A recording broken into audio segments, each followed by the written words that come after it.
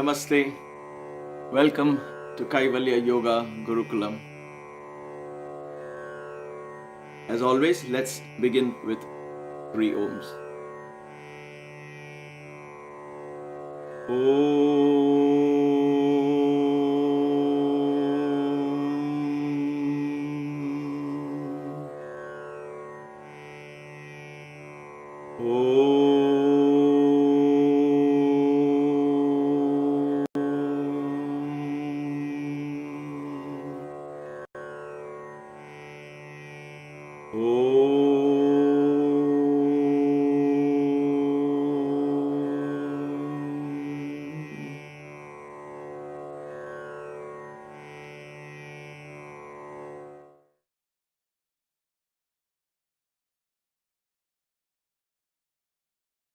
Thank you for joining this class.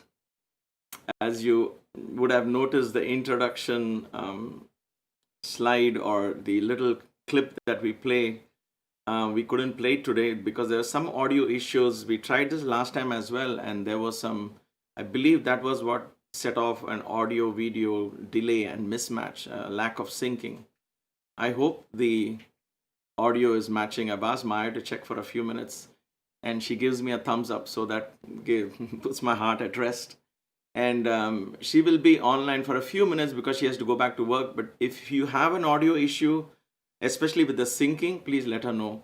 But otherwise, let's begin this class.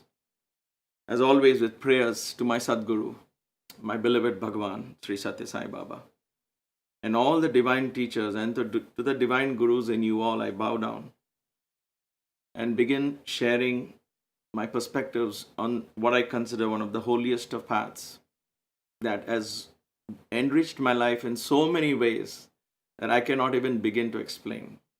And it is with that motivation, with that sense of humility, if you will, and that excitement that I want to share all of this with you. So that this path is there for you to consider. I'm not saying this is the only path. I always put that disclaimer out there. I never say that this is the only way to do. I think every one of us in this program, as you're watching, every individual out there has a right and has a unique way to carve his or her path in that journey. It can never be the same journey because each one of us are extremely unique. All right. In the last few classes, in the 8 classes or so, we had touched upon the chanting of the Om. And in learning the chanting of the Om, we touched upon chakras, we touched upon elements, we touched upon the kundalini, we touched upon the nadis, we touched upon so many aspects. It just opened the doors to so many avenues. And I've been getting plenty of emails and texts with questions, comments, suggestions, and so on. So I thought this was the right time, and I was planning to do this anyway after the Om. I wanted to start us with the Om because of the Dakshinamurti. I wanted the grace of the divine cosmic Guru in this path for all of us who are watching this systematically. And if this is the first video you're watching, I urge you to go back and begin, not now, I mean after this class, but you can go back to the first video, because this is how I believe that the path to spirituality can be taught as a course. You learn it systematically, and whatever you learn, you start practicing. Whatever makes sense to you, whatever you pick and choose, you begin to practice. Okay? Is that okay? Is it matching? Oh, okay. All right. Looks like we are not matching. I don't know if we need to try this in any other way, but let me try this. Let me go ahead. I think it doesn't matter. Right now, the audio is more important. So there is nothing much of the video. So don't look at my lips and let the sound keep coming. So as we were talking about all of this, these chakras and all of this,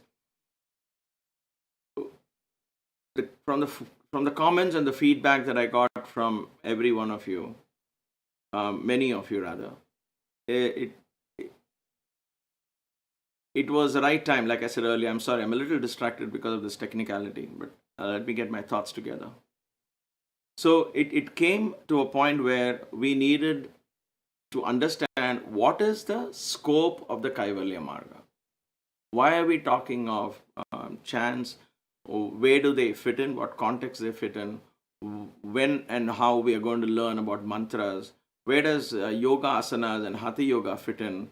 What about these breathing practices? What about mantra chanting, Vedic chanting, or learning Sanskrit or Sanskrit mantras and slokas? What about the daily satsangs?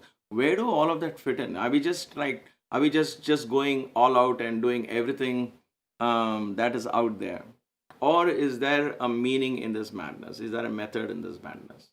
Is all of this part of yoga? That would be a question perhaps on your mind. If not, I'm here to anyway clarify it before it comes up.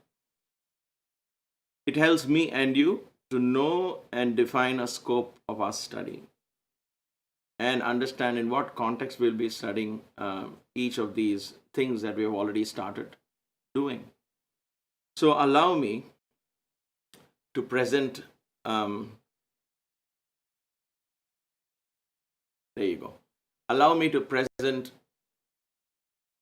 in the next 50 minutes or so, help you understand the scope of Kaivalya Marga. This is a path. It is a path. It is a journey. Being in the path is the goal. We are used to understanding a path that leads to some place, a destination. We are used to undertaking a journey with the objective of reaching a destination. Otherwise, what's the point in the journey? One would ask. In spirituality, and especially in Kaivalya Marga, where the goal is self-realization, self-actualization, the journey is the destination. To be in the path and continue your practice is meeting the goal.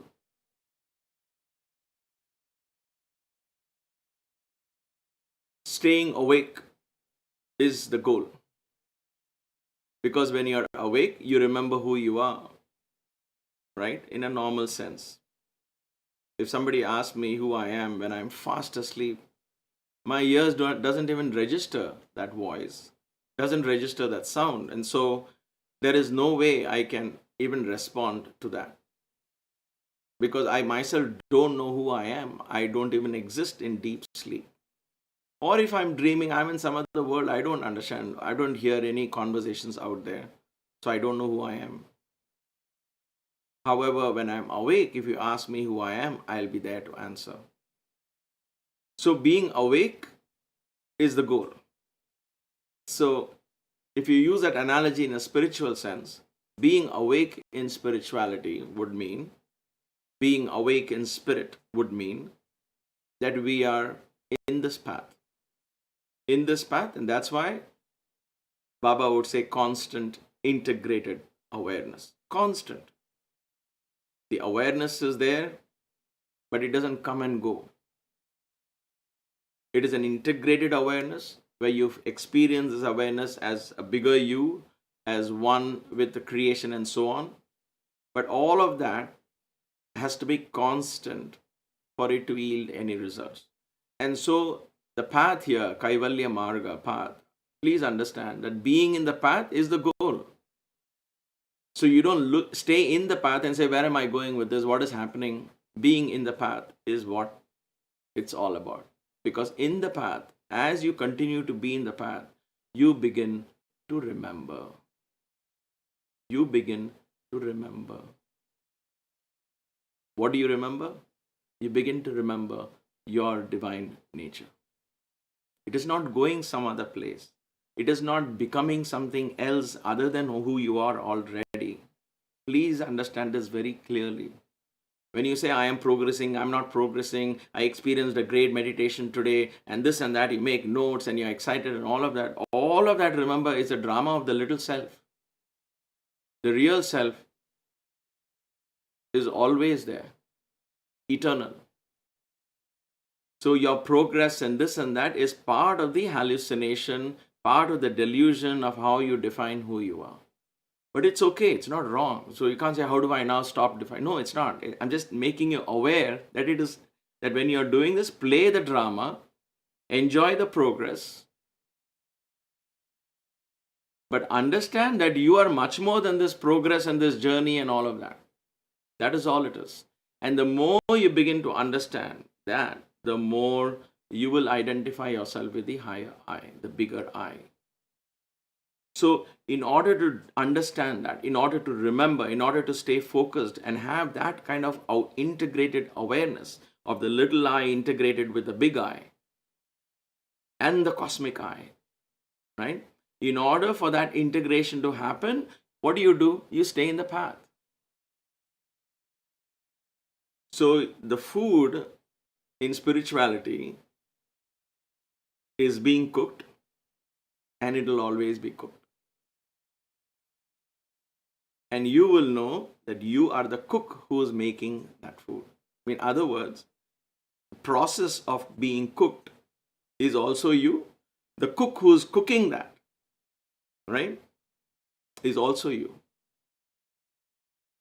So the food is not, in a normal sense, what do? You cook the food is separate from you, you eat it, the food becomes part of you and then becomes part of you, correct? So we might, in our unconscious mind and subconsciously, we start thinking, I have to become God, I have to become divine, I have to become spiritual, I have to be something else which I'm apparently not, right? But in spirituality, that assumption is not there. If you make those assumptions, then you will be in this path forever and you'll always be deluded because you have created this delusion that somehow you're separate from your higher nature. So in spirituality, when you're on the fire, if you will, on the burner, if you will. Yes, burner. Like I mentioned in some other session, the kitchen is not my forte. So when you're on the burner, being cooked, you are being cooked. That means and constant integrated awareness, that transformation, that introspection, transformation, sadhana, practice is taking place. Who is cooking that?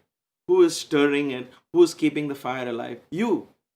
You are also the item in the bowl being cooked. You are also the cook cooking the item. It may appear very abstract and it doesn't make sense because we're used to multiplicity. But the one I is actually doing all of this. So have that in the background. And the whole path of Kaivalya is making us aware of the little I has its existence, has a role to play, but always with the awareness that there's a bigger I that is fueling it. This bigger I is the Sadguru within. This bigger I is the Sai within. This bigger I is the Krishna within, the Buddha within, the Jesus, the Christ within, the Allah within. This big I. And that I is not just within, it's without, it's in every single atom and molecule in this universe. That is what Kaivalya Marga is all about. It's not a unique Marga. It is the original Vedantic path. But if you go to a Gurukulam, then you would have learned not just yoga and touching your toes, yoga asanas and touching your toes, but you would learn all of what I am hoping to share with you in this presentation, establishing the scope of what lies ahead of us. Are we still having that issue? I guess that's fine. If that is what it is, then it is. Okay, so let's see. I am going to discuss with you as part of the scope, as students of yoga, the understanding of the scope of Kaivalya Marga is understanding all the types of yoga that fit into this Marga. So, what all are we going to cover in these classes as we go along? What all areas are we going to study as we go along? And why do we need what role do they play, and so on. Let's get an idea. So this simply establishes the scope of what we are entering into. Okay, it's almost like a university, if you will, with many, many, many branches of learning that will happen. But unlike a modern university where you have different people teaching different things, I like to go back to a traditional Gurukulam style where there was one teacher. So Agastya was the teacher of his ashram. Jnana was the teacher of his ashram. Vyasa Maharishi and Valmiki, and I'm not daring to compare myself with them, but I would like to follow those kind of footsteps because I believe that when you teach from experience, when you teach from your own practice, basing things on your own practice and supplementing it with learning from books and other teachers, of course, right? When all of that comes in, then you learn from one source, the understanding, the appreciation, the comprehension becomes more powerful.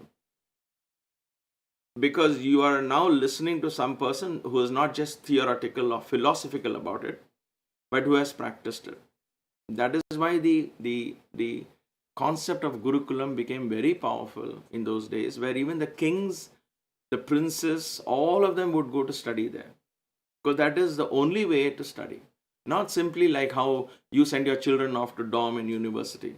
That is only one part of what was used to happen from hundreds and thousands of years ago. There they would go and there will be one guru. Of course, he has his assistants, but the idea is that he was the one who would teach his way of teaching. So Krishna learned from Sandipani, Guru Sandipani, Sandipani Sadhanalaya, which is what Chinmaya Mission has, or that was the name of his beautiful place in Powai in Mumbai. And I think it is still there, but it used to be wonderful those days, back in the 60s when I would go there. It was in his presence that I gave my first public talk, if you will. So, Sandipani, Guru Sandipani was Krishna and Sudama's teacher. Rama had Vishwamitra as his teacher. Rama had Vashishta as his teacher. So they had many teachers. But they would go to those teachers and learn. It's not that they sit in a classroom and teachers would come and teach them. So it's a very big difference. So when they go with those teachers, they learn. Vishwamitra took Rama and Lakshmana and traveled around that place. And then took him to Janaka's kingdom and Mithila and got him married as well, right? Performed his wedding and got him married and all of that.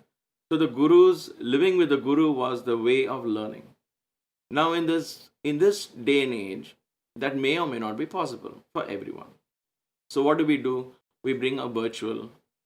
In the virtual world, in this virtual reality that we are creating between you and me right now, I am in your home and you are in my thoughts.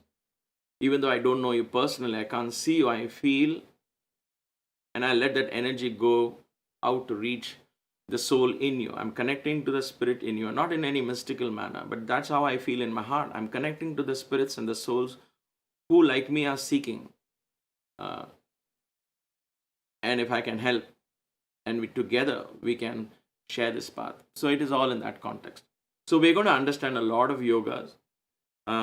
And I'm going to teach all of this or share all of this, not because I'm an expert or a scholar, but because this is how I learned staying in Baba's ashram. This is how I practice even to this day. So the first thing is Jnana Yoga. There will be aspects of learning. I call this the yoga of intuitive awakening. It's not simply intellect.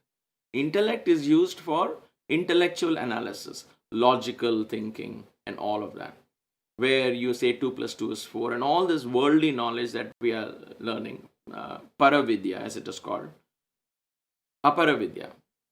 Paravidya is that which is beyond, right? For that you need Jnana as a yoga. Aparavidya is what we are learning today. Chemistry, geography, science, math, business, finance, all of that, banking and all of that stuff, right? Marketing. All that is Aparavidya. So what happens is, for that you need intellect, reasoning, you need logical analysis, and so on and so forth. But when we come to this path, in Kaivalya Marga path, so that will go on in your life, right? This is on top of that. Because when you learn this, the Paravidya, then the Aparavidya, you understand the context of the Aparavidya itself. And therefore you will be better performing in your Aparavidya, and through that Vidya, and Aparavidya, I mean modern secular education, and through that you will be able to function very well in the society.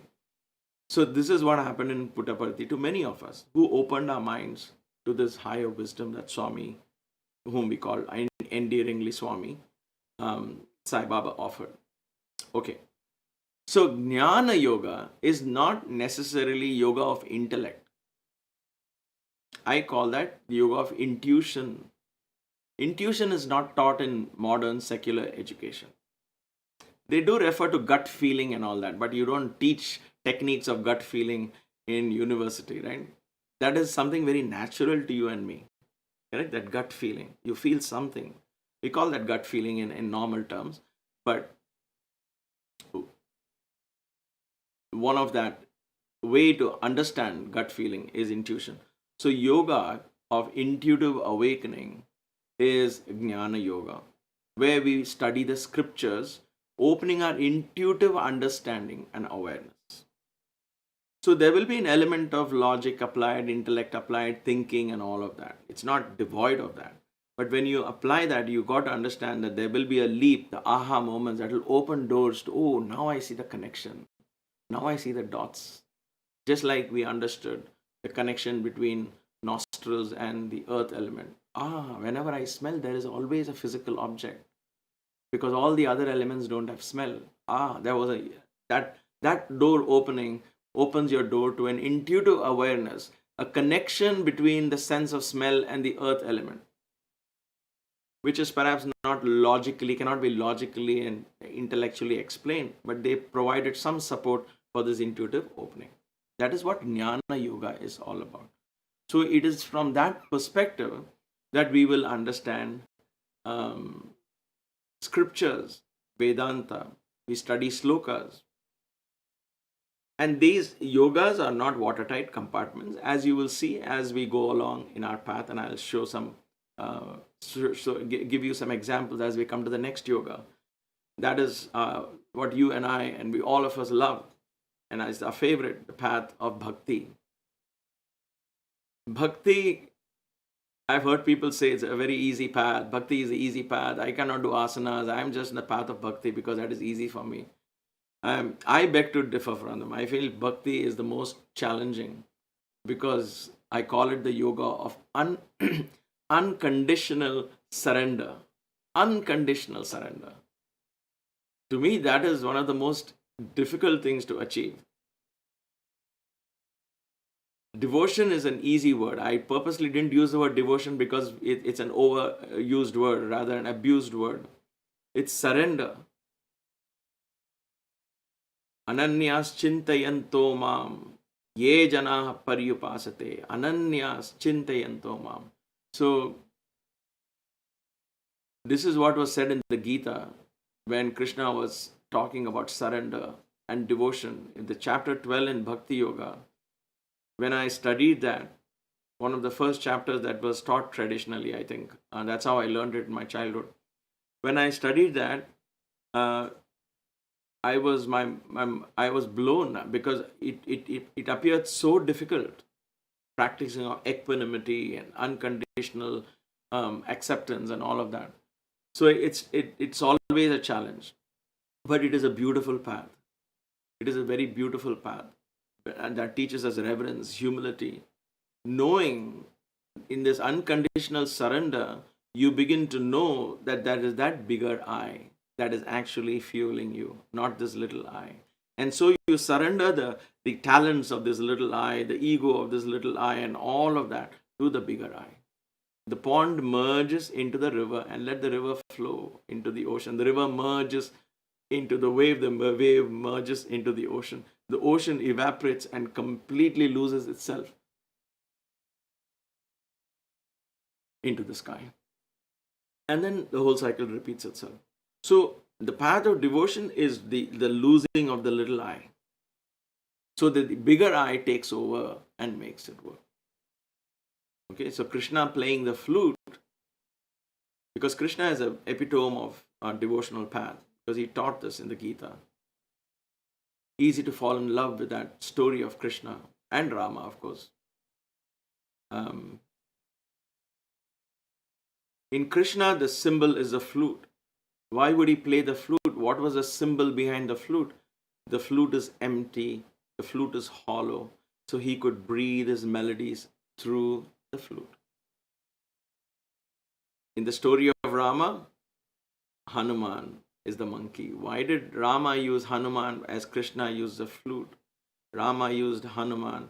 Hanuman, the monkey that would go all where we understand as monkey jumping here and there, he was able to harness his energies through the monkey, and the little monkey did wonders. Right? Understand the concept of devotion, and both of these, whether it was a flute or whether it was Hanuman, both had completely emptied their mind. Empty the cup, as they say in Zen, empty the cup. Giving up conditionality, opening your mind to unconditional existence, so there is no judgment of good and bad.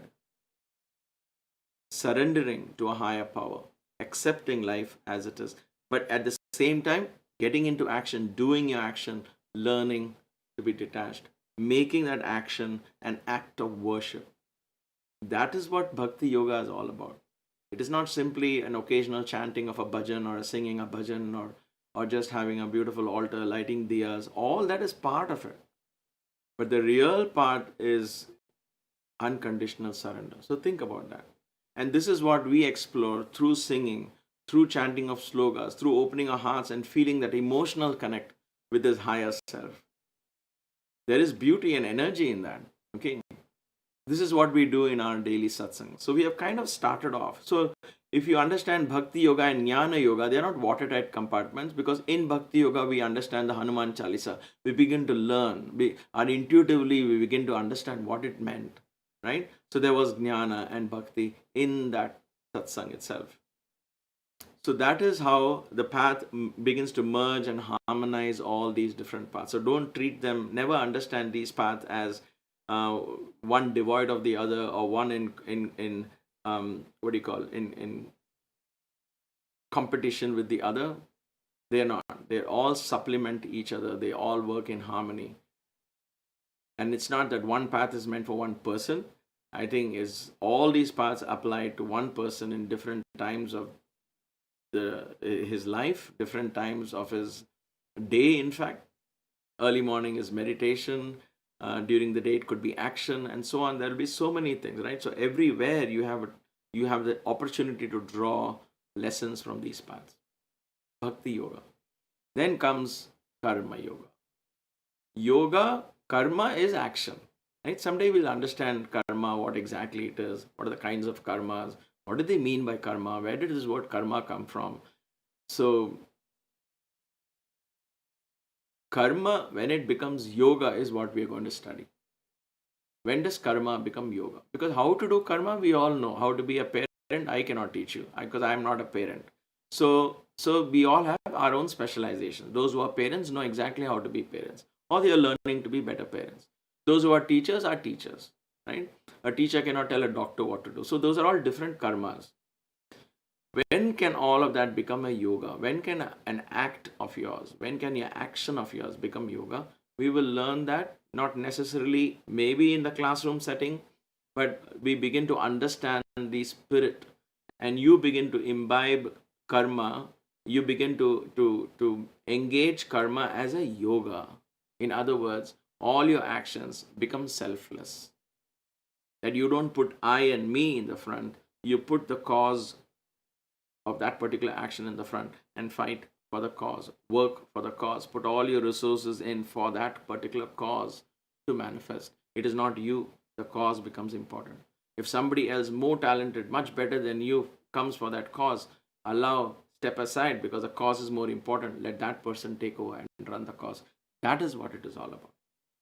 Okay? Again, this goes hand in hand with Bhakti Yoga, the idea of surrendering. Because Krishna taught Arjuna the magic of being a warrior. I mean, if you talk of action, what greater example can you give other than a warrior? I mean, he is embodiment of action. He is there only in action, right? Right in the middle of a war. How can you practice that as a yoga? That is what Krishna taught. So we will study and learn that as and when contexts come in a classroom setting. But as we learn this path, you'll begin to understand and appreciate, and you'll watch your own attitude changing as you stay in this path. The concept of karma as yoga will become more evident. Will begin to liberate you, so you don't take ownership of your actions, and therefore, because you don't take ownership of your actions, because you surrender your actions to the Lord, you become free from karma. It's a gradual process. When are we bound with karma? When I take ownership. This is my watch, and therefore I have to maintain it. I have to work for it. Because I have taken this as me and I and mine, now I'm bound to it. This is God's work. Let me allow, and I'm going to allow myself to work God's work. He has given this to me, so I'll do my very, very best to maintain this. And so every step I do to maintain a watch, this could be a child, it could be a work, it could be anything like that, right? I'm giving an example of a watch. So everything that I do to maintain this watch becomes what? For me, an act of worship, an act of offering, because I consider this watch as a gift from God. Now, does this karma towards this watch bind me? No. It's an offering. I am not bound by all the things that I would do if my intention and my attitude is towards making this, maintaining this watch, making it a better watch. Right? Then you become free from karma. So think, these are all things I'm opening your doors of thinking. Okay? Most of us feel we are bound by karma, and we are actually bound by karma. Because we get caught in that trap of cause and effect. What is the reason for that? The reason is ownership. Who's owning the action? Not the bigger I. The little I tries to own the action. Because the little I is caught up in the I and mine. And so every action becomes his or hers. And so the little I stays caught in that trap. When the little I learns to offer, kayena, vacha, manase, indriyeva, buddhyatmanava, prakritit svabhavat, karomi adyat, sakalam parasmai narayana eti samarpayami. I'm offering my thought, my word, my deed, everything to you. Then you become free. Because you say, I've offered it, I don't take ownership. This was a tough thing that Krishna taught Arjuna when in the middle of a battlefield. Do, but know that you are not the doer. And therefore you will not be bound by the karmic action. A very fascinating yoga. None of these are simple yogas. But let's take a few small steps and begin to understand these paths. And begin this journey and stay in the journey. Then comes Raja Yoga. Raja Yoga. Raja means king, royal. So a technical term would be the royal path, if you will. These are all very ancient, traditional names. Okay, many of the modern schools or modern names in the last 100 years, 150 years, or even the last 10, 20 years, especially, or 50 years, let's say. A lot of new names have come. I'm not getting into that. Please don't send me emails and ask, what, but this so-and-so has started another concept called Raja Yoga. Is that the same? I don't know that. Okay. I'm not exposed myself to any of those kind of yogas. So I wouldn't know those, but they are all part and parcel of the original traditional ones. These Raja Yoga, for example, is known as the classical text. The classical yoga or Vedic yoga, as you call, as you would understand, it's Raja Yoga basically. Or I think it's the Sandilya Upanishad, which talks about the 8 steps of Yama, Niyama, Asana, Pranayama, Pratyahara, Dharana, Dhyana, Samadhi. With Patanjali took it from there and he summarized it into what we and you and I understand it as Patanjali Yoga Sutra. Somebody did it, Yoga Sutras. And in the 11th century or 10th century AD, a scholar ascribed ascribed that to Patanjali because he saw some semblance of work from Patanjali. He says this must be Patanjali's work. In Yoga Sutras, there is no signature of Patanjali. But let us attribute it to him. It doesn't really matter at this point. Those are all just intellectual debates, which is never ending. So Yoga Sutras are a compilation of the Upanishads. The Upanishads talk of the Raja Yoga. So Raja Yoga is a classical, traditional yoga. Then in the Raja Yoga, a subsect of that Raja Yoga is Hatha Yoga. Hatha Yoga is asanas, bandhas, kriyas, pranayama, and we are going to spend a lot of time learning all of that. I call it the yoga of poise and balance. Ha and ta. Ha and ta. Ha, ta, ha, ta, ha, ta. Ha is the sun. You remember we spoke about Ha as a mantra, not in these classes, but as part of the satsang of Hanuman. Hanuman is so powerful because it starts with Ha. The word itself has got energy there. Ha. Hayagriva, Ha. Hare Rama, Hare Krishna, Ha. Hara, Hara, Hara, Hara, Ha. Ha, Ha. So Ha is the sun energy in you. Ta is the moon energy in you. And the whole practice of Hatha Yoga, asanas, bandhas, kriyas, is to understand and balance, in other words, harmonize these two energies.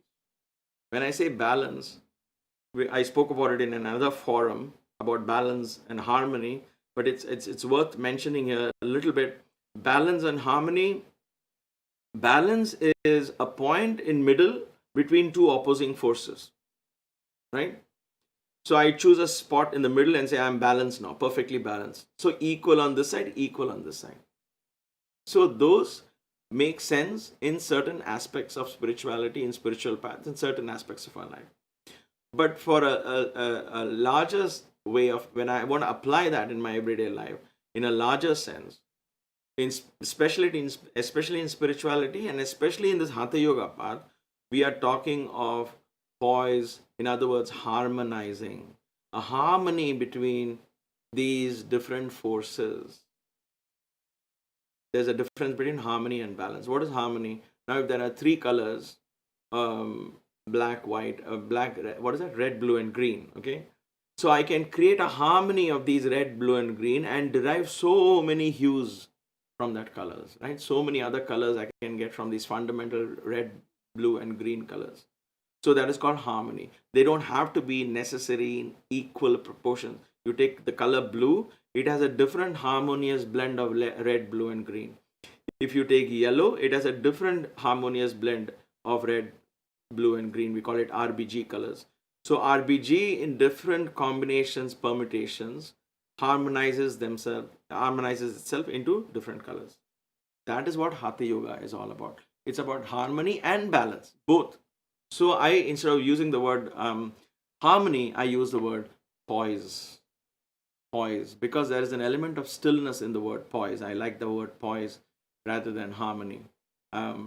So Hatha Yoga is the yoga of poise and balance, balancing these two fundamental energies of the sun and the moon. And Hatha Yoga is a part of Raja Yoga. It prepares you for Raja Yoga meditation.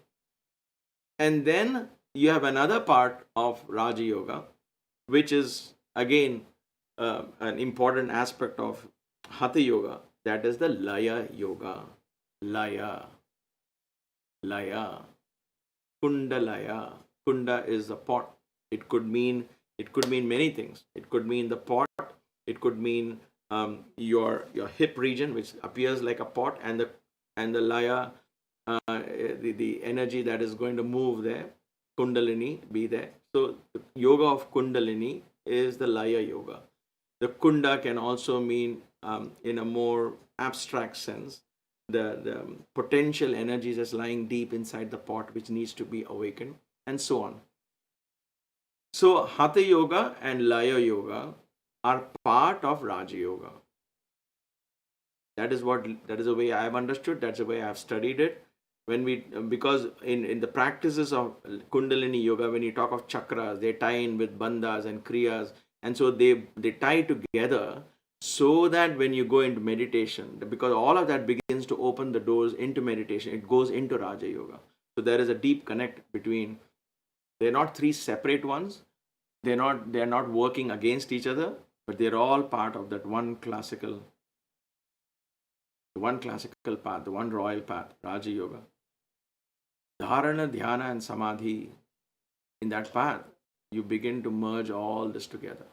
Hatha Yoga prepares your body, clears our nadis, prepares your body, strengthens the nervous system, opens the brain's nerves to begin to appreciate and experience higher awakenings of the Kundalini. So we will learn about this. Be very patient. There is so many contexts that this all will come up. And I know there are so many questions on chakras that it will be too early and wrong on my part to simply keep answering and saying, oh yeah, there's a question, let me answer it. It'll just throw you out of sync with how one has to learn. So allow me to present these things. You keep asking questions that come, that doesn't matter. But if I'm not answering them either in the email, know that there will be a time where I will address all of your questions to the extent I know. If I don't know something, I will still pose the question and say, I have not found an answer to this. But be patient and learn, and be slow and understand that all of this has a context to be present. Okay, so that was Raja Yoga. Then another window opens up. We have already touched upon this. This is called the Nada Yoga. Nada Yoga is one of the very difficult, one of the highest forms of yoga. Very highly respected among all the yogis of the ancient school of system of thought. Very highly respected by Baba himself, my Sadguru. Nada Yoga is the yoga of sound. Simply say. Nada means what? Nada is sound. But I called it here yoga of manifestation through sound. Sound is the first step in manifesting everything. Thoughts is also sound. Okay, so not just sound that comes off your mouth. The thought is also sound. Right from your thought, if this little mouse had to be is a manifestation, it was first a thought in somebody's mind. So thoughts. So this is sound is the beginning step, the first step in the process of manifestation. Thought is also considered a sound. So let's be clear on that. So that's just like action can become yoga, sound can also become yoga. So you can control and manifest what you want in your life when you understand and begin to implement the power and the energy of sound. Sound that goes into you, the sound that comes out of you. So I call it the yoga of manifestation. These are not simply words. This is what I truly believe, and this is how I will be teaching these yogas. So it's very important for you to see the context in which I'm presenting. So Nada Yoga here again has some subtext, some subcategories, let's call that. Okay. So Nada Yoga, as I said, is yoga of manifestation through sound. You understand that as entrainment sounds, brain entrainment. If you see modern websites and all, you will come across brain entrainment music and brain entrainment sounds. We use some of that sound. I prepared something with some software I have for our yoga shavasana and all of that.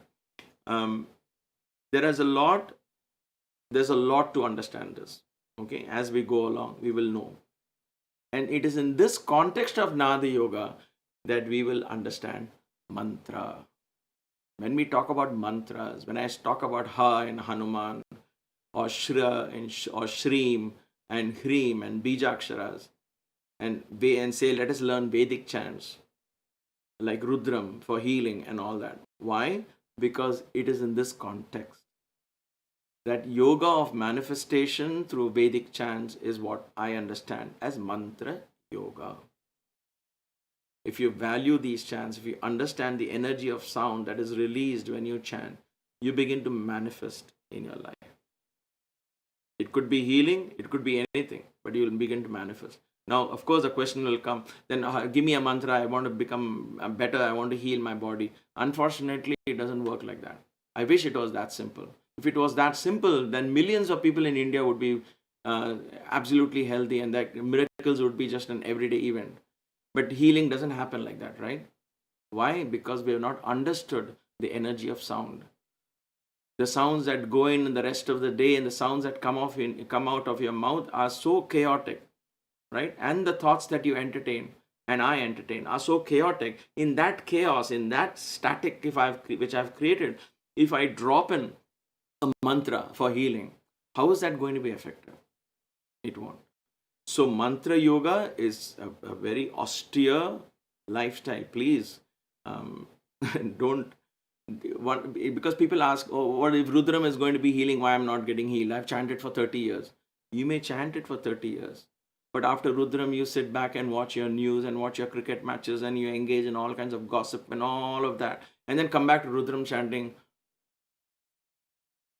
How is it going to be effective? It will still be effective, but that effect is very, very minuscule. The potency of these mantras, we don't realize, we don't exploit them, and therefore we don't benefit from them. If we understood the potency and begin to exploit them, then the energy is fantastic. You don't need drugs, you don't need medicine, everything happens by itself, but you can't make that change overnight. There is a lifestyle that surrounds it. That is what this marga is all about, in order to learn that lifestyle. So that is mantra yoga, yoga of manifestation through Vedic chants. And then you have japa yoga, which also goes into the nada yoga. Like I said, japa yoga, you can chant verbally, you can chant softly, you can chant it mentally, and then there are sounds without even you knowing that is manifesting deep in your unconscious. And there are sounds beyond that. This is what we understand when we begin to practice the Om, the awakened sound, the deep sleep sounds, the dream states, and all of that, right? So, Om is an example of how you take the first few steps in Nada Yoga. So, we have already started this highest form of yoga. Why did we start with this Nada Yoga? Because that is how the day started in the ashram for me. That was my first question that prompted me to understand yoga, study meditation, go deep into that. That Omkar chanting intrigued me. Why is Baba asking us to chant the Om? Why 21 times? What is the magic in that? And that is what started me on a path. I've never looked back on the path. And that is how I started this Kaivalya Marga. So Om is an example of how we begin to understand Nada Yoga. So if Om is bringing so much peace in your mind, it is a lot more than just peace. It will actually begin to awaken and transform who you are. So let's go back to the slide. Nada Yoga, yoga of manifestation through sound, and Japa Yoga, yoga of manifestation, which is repetitive affirmations. All Japa, all forms of Japa, even if it's a simple word like Shreem and Hreem and all of that, we learn these things as we go along. They are all repetitive affirmations. Once you understand the meaning of that and you begin to repeat it again and again and again and again, then it begins, that energy begins to manifest. That is what is called mantra siddhi. So let's stop there for now. Nada Yoga. All of this comes under Nada Yoga. Let's go to the next one. The next one is, wait a minute, where is that? Okay. The next one and the last one is Siddha Yoga or Shiva Yoga. Siddha Yoga or Shiva Yoga. This is the yoga that was taught in the ancient schools, taught as a lifestyle, taught by the teacher who lived that lifestyle. Ancient Siddhas, Gorakshanath from the north, who started the Nath tradition, who has a Nath tradition. Yajnavalkya, Bhogar. Bhogar is from South India, and he has written an amazing text on yoga. Tirumular has written an amazing text on yoga called the Tirumandiram. And these are all a combination of everything that we spoke. So these Siddhas, perfected beings who understood how perfect they can take this yoga to be. In fact, to just give you an example, which is what keeps me so humble, is Tirumula talks about that your body itself can get transformed into Daiva Sharira. He talks of Stula Sharira, Prana Sharira, Daiva Sharira. Your body becomes that of the divine. It begins to glow. So that energy which they talk about, they talk of, when we talk of evolution, we are top of the chain. There is so much more, truly speaking. There was a big science there. In Tirumandiram, for example, he talks about how to decide, a couple can decide whether they want a male child or a female child. Wait a minute, how can they decide? Right? Today we understand that as, we don't know, it's a matter of chance. Probabilities maybe, statistical probability maybe, but how can you decide? So he lays down techniques as to which nostril should be active for the woman and the man, how they should sleep, how they should have they make that attempt to make a baby, and then how they can determine the sex of the child. So do we take it on face value? Perhaps not. But these are things which we can do a lot of research on, right? But at least it opens our mind to what extent they had gone to understand what all is going on inside our body. So when we talk of the Hatha Yoga and Raja Yoga, there are so many subsects in that, right? When we talk of breathing in Hatha Yoga, there is a whole Swara Sadhana. I was talking about it in the yoga class this morning. Swara Sadhana is practice or sadhana based on breathing. Just on breathing alone. On breath, understanding the nature of breath. So there is a text where it is written, Shiva was giving this discourse to Parvati, explaining to her the importance of the two nostril breathing. What happens when it is right side nostril is active? What happens if the left side nostril is active? So there is a whole text around that. There is a whole lifestyle around that. So much of learning in understanding simply what is going on inside you. That is why I approach yoga anatomy from a very different angle. The study of anatomy will begin from your body, but end when you understand the universe, because that universe is an extension of your body. That is true yoga anatomy. Otherwise, it's medical anatomy, sports anatomy, flexibility anatomy. So that is how I approach that. So Shiva Yoga and Siddha Yoga is what? Oh, sorry, I picked up the wrong. So many things sitting here. Okay, so Shiva Yoga and Siddha Yoga is what Kaivalya Marga is all about. Why Shiva Yoga? Because that Shiva Yoga comprises and contains all of the other yogas we talked about. Because these Siddhas were great devotees of the supreme consciousness, they called Shiva. Right? For them, everything was Shiva. In Tamil, they say Chiva. Shiva. Om Namah Shivaya. In fact, actually, when you say Om Namah Shivaya, Om Namah goes, and it's perfect to say Ch, Namach. You try it, right?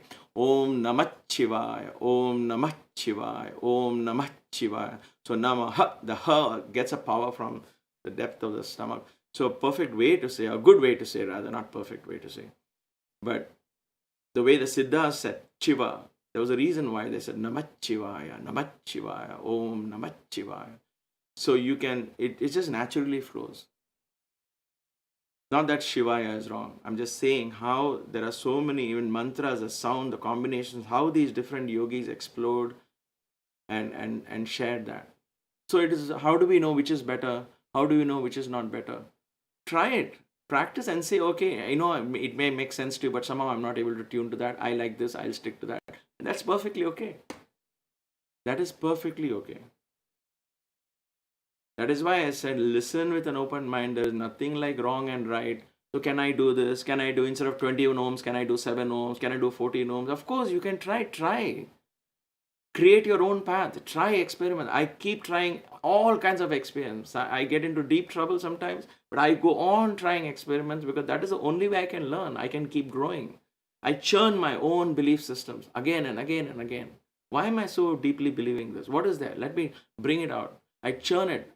And then the residue that stays with me, that passes all these tests, is what is like, it's like the cream that emerges from the milk, the ghee, if you will, for all that heating, boiling, and all of that, the ghee that comes out of the milk, that is the essence of the milk, right?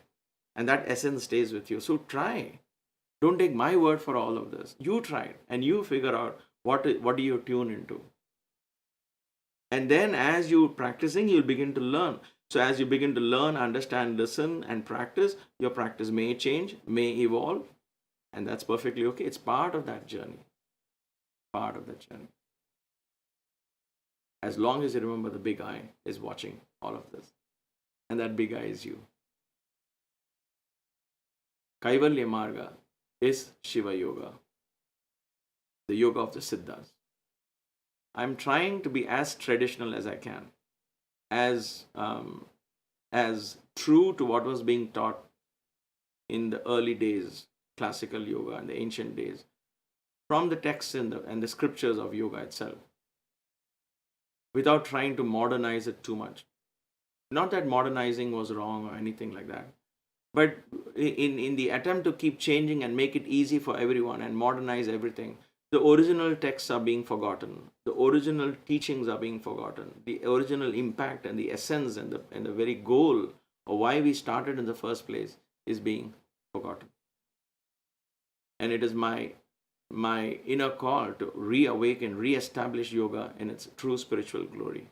Maybe there'll be a few takers, such as you watching this video. And that's perfectly okay. Because the path is not easy. The path requires lifestyle changes,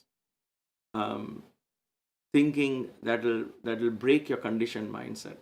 Not everybody may tune into it, and that's okay. But I have to do what makes sense in my heart, what I feel called to do. I've been touched and blessed by a Sadguru who I believe is the very manifestation of the cosmic energy. And if he has blessed me, encouraged me on this path, and kept saying, Nerpinchu, Nerpinchu, keep teaching. At that time, of course, he told me to teach the boys. But now every time I hear that voice in my head, Nerpinchu Nava, Nerpinchu, Nerpinchu, teach, teach, teach. I ask myself, what is it that I want to teach? This is what I want to teach. Kaivalya Marga, as it was taught to us by the ancients. And you will see as we go along how and why they are all relevant even today. I'm not talking of anything irrelevant. You will understand that as we go along. Because, wait a minute, what's happening here? Oh, okay, let me get out of this. Let me get out of this. I just want to summarize Jnana Yoga, Bhakti Yoga, Karma Yoga. And then you have Nada Yoga, Hatha Yoga. I'm sorry, Raja Yoga, under which you have Hatha Yoga. You have Laya Yoga, both of them under the Raja Yoga. Then you have Nada Yoga, under which you have Mantra Yoga. You have Japa Yoga. Then you have Shiva Yoga. Yoga of the perfected being. Jnana, Bhakti, Karma, Raja, Nada, Siddha Yoga. To me, these yogas cover everything that one has to learn. Everything that I learned come under these. And all that I will be sharing will be covered in these. Whatever I learned, whatever I know, whether it is Sanskrit slokas or mantras, whether it is examining and studying an Upanishad scripture, and if that is applicable in our path in yoga and applicable to us on an everyday life. If it is a song we need to learn, if it is a sloka that we need to sing from our hearts, then we use that. Anything and everything becomes a yoga and keeps us on this one path to oneness. That is what it is all about. My dear friends, the fundamental objective of Kaivalya Marga classes, fundamental objective of my teaching yoga is help you and I to attain this vision of Kaivalya, to bask in the glory of Kaivalya, oneness. There is only one consciousness that has become all of this. The one Shiva is dancing in Nataraja, as Nataraja. Now, when I say Shiva and Nataraja, it might appear religious, and it's okay if it does. But it is more than just a religious deity. I'm not talking of a Shiva was happy, he was dancing, or Shiva was angry, he was dancing. Not that kind of Shiva, but the dance of Nataraja is the dance of the atoms and molecules. That is the dance that is manifested itself as creation. This creation is the dance of Nataraja. That is what I believe in the very depths and the core of my heart.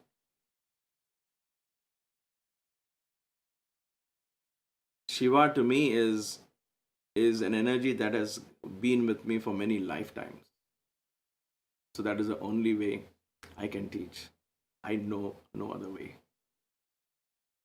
Thank you for being part of another wonderful satsang. I hope this audio issue will be resolved next time. I promise it will be. I will do something about it. There is one more slide in case you want contact information. That is right there. Please email me. It's there on your slide right now. Email me at sundar@kyg. I have a WhatsApp number that I'm giving. I'm sharing it only with the best of intentions, so as to help you all. I cannot answer calls. It's impossible. Every day, 10-15 people want me to talk to them. I have almost 3 online sessions every day.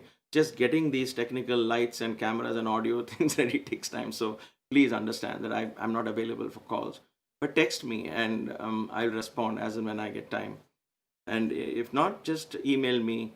Please introduce yourself if you're texting me for the first time. I will not answer if I just see a number, because I just like to know that I'm dealing with an individual and not something that just came through by mistake or by some virus and things like that.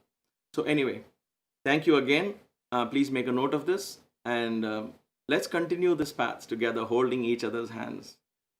And I pray that the universe continues to guide me. I know it will. I have no doubts in my heart. Absolutely no doubts. I do this with great enthusiasm, with great joy, and a great sense of reverence and humility. I expect nothing from you all. I expect nothing from anyone. I just want to give this and leave this legacy behind, because that is what I feel I'm born for. Thank you. Have a wonderful day the rest of the time. Please take care. Be safe. I know we are living in surreal times. Until we meet again, let's end this class with 1 Om and 3 Shantis.